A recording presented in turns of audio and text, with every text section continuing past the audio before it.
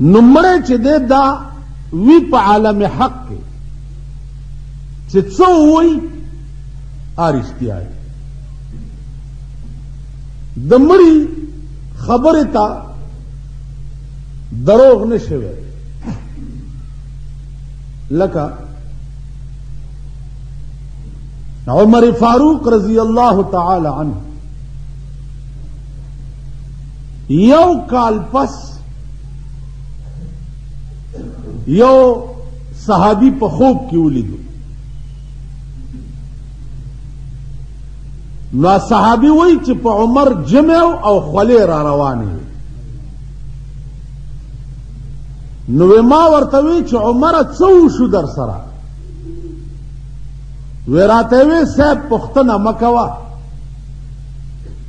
که د خدای کرم او مهرباني نه وی نو زه به هلاک وی. ما د خپلې زندګۍ حساب نن نوزګار شو.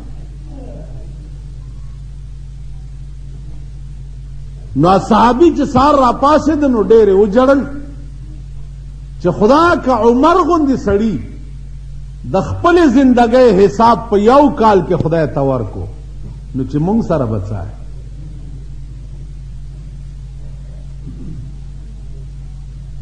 عزیزانو عرض داو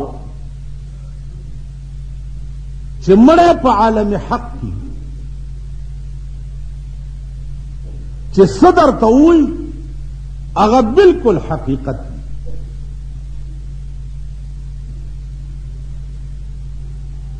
سردار کونین صلی اللہ علیہ وسلم خوب ولید. صحاباؤں نے تپوس وکړو چې هلکه تاسو بیګا څه خوب لیدلی؟ وی نه یا رسول الله مونږ خو څه خوب بیګا نه دی لیدلی. حضور فرمایل چې ما بیګا یو خوب لیدلی دی، تاسو غوږ کېدئ چې زه درته بیان کړم. نو عزیزانو په تعبیر د رویاو کې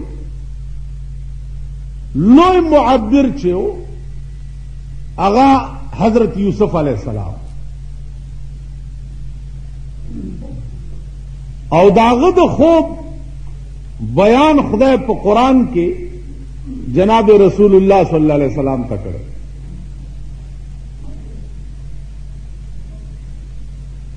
قرآن کریم کې راځي چې یوسف علیہ السلام خوب لیدلی.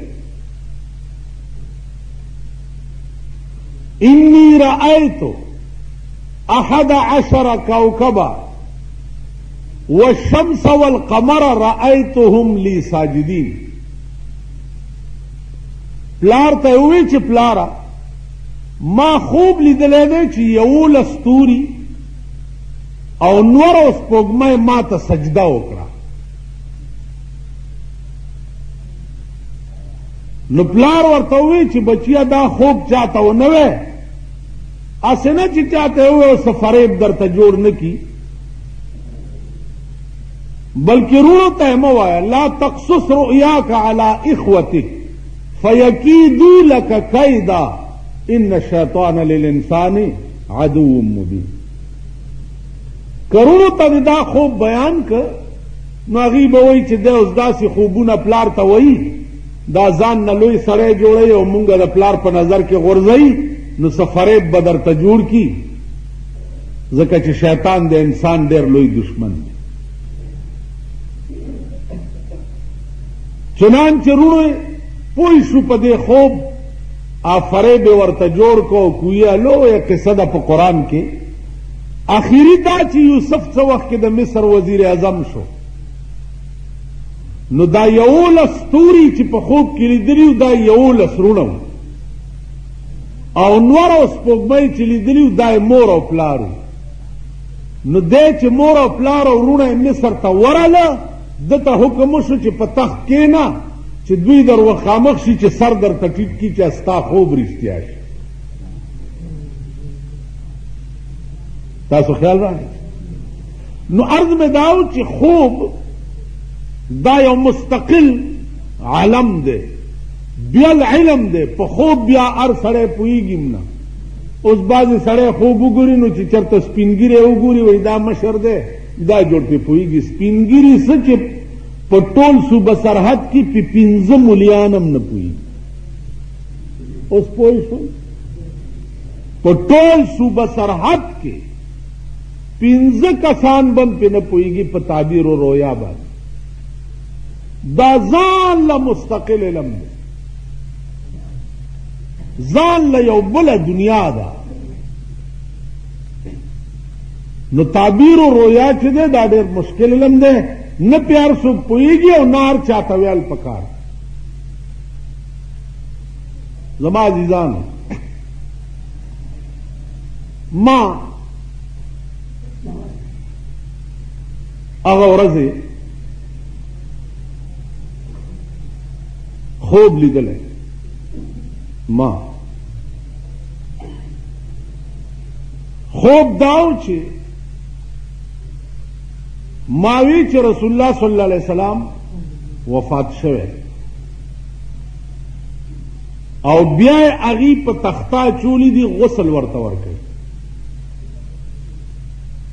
نو تختې د پاسه چې کومه پرده په مړي اچوي نو هغه پرده لږه اوچته شي. زه سخت ګبراو شم، ډېر سخت ویرېدم. سهار له مې خپله خواري پوره وکړه، هېڅ پته ونه لګېده. بیا دلته یو بزرګ دی، زمونږ استاز دی، هغې ته ورغلم. ما ورته وی چې ما داسې خوب لیدلی. ما ته وی چې الامر اوضح، خبره صفا ده. د حضور نه حجاب اوچتېدل دا معنا چې امت ټول بې پردې شو.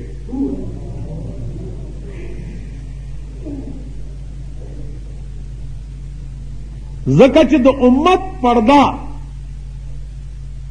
دا د پیغمبر پرده ده او د پیغمبر حجاب اوچتېده د دې دا مطلب دی چې امت نه حجاب اوچت شي، امت ټول بے حجاب شي. نو زما عزیزانو عرض داو چې خوب دا ډېر مشکل ترین علم دی او بیا د پیغمبر خوب چې دی وحی وي، دروغ نه. پیغمبر خوب ګوري د دې خبر متعلق. دا بیان د قدیم نه دې پورې را روان دی چې پاکستان مرکز الفتن دی. په پاکستان کې به دا خوب هم نه ګوري چې پاکستان به د نورو ملکونو په شان یو ترقی یافته ملک شي، دا به خوب هم نه ګوري. په پاکستان کې به دا خوب هم نه ګوري چې دا مسلمانان به نن نه 40-50 کاله رستو بیا هغه سپینې بورکې ته واپس لاړ شي او هغه حیا او هغه شرم به پکې بیا راشي. دا به خوب هم نه ګوري.